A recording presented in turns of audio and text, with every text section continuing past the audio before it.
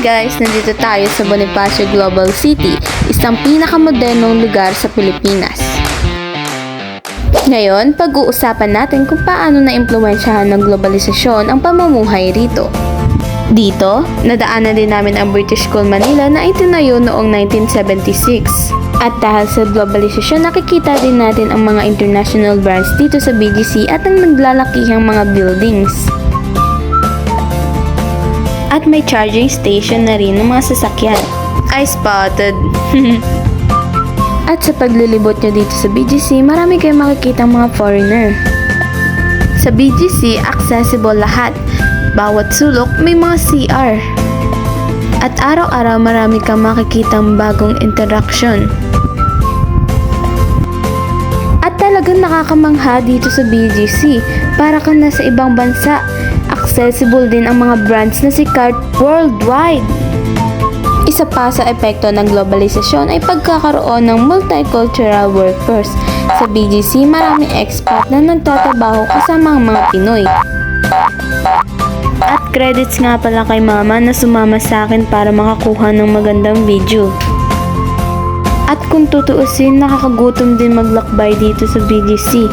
Kasi dahil sa globalisasyon, iba't ibang lutuin din ang matitikman natin dito. Maaari kang mag-Japanese ramen, mag-Italian pizza o mag-Mexican tacos sa isang lugar. At marami rin namamasyal dito, hindi lang mga Pilipino, pati na rin ang mga dayuhan. Nagsama-sama rito ang iba't ibang lahi, kultura at kaalaman.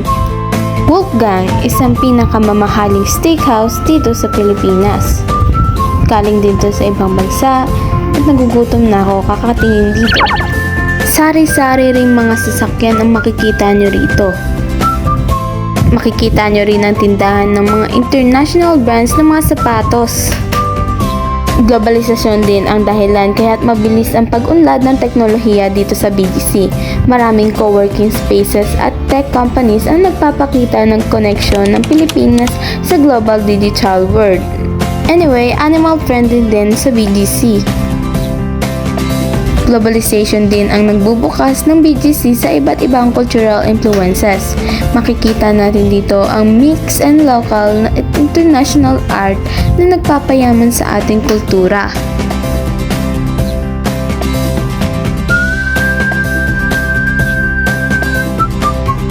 Day 2 ng ating gala sa BGC. Ngayon ay nasa Uptown Mall ako kung saan makikita ang mga high-end na brand. Kitang-kita talaga dito ang epekto ng globalisasyon.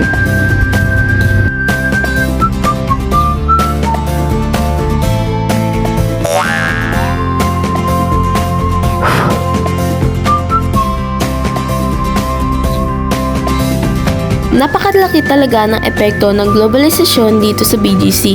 Tulad na lamang ngayon na may nakikita tayong mga nagsasoccer at mukhang iba't ibang lahi ang naglalaro dito. Dito sa BGC, magugulat ka na lang dahil piling mo nasa Japan ka pero paglakad mo naman parang nasa ibang bansa ka na uli dahil sa iba't ibang variety ng stall nito. Isa pang epekto ng globalisasyon sa BGC ay ang urban planning.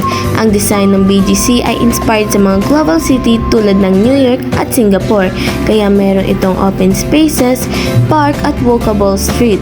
Makikita natin dito ang pagsasama-sama ng mga konsepto mula sa iba't ibang bansa para makabuo ng isang maayos at modernong komunidad.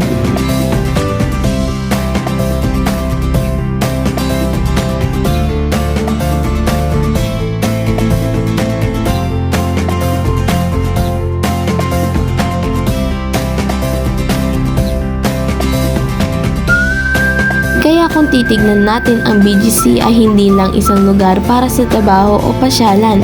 Ito ay isang magandang halimbawa ng globalisasyon sa Pilipinas.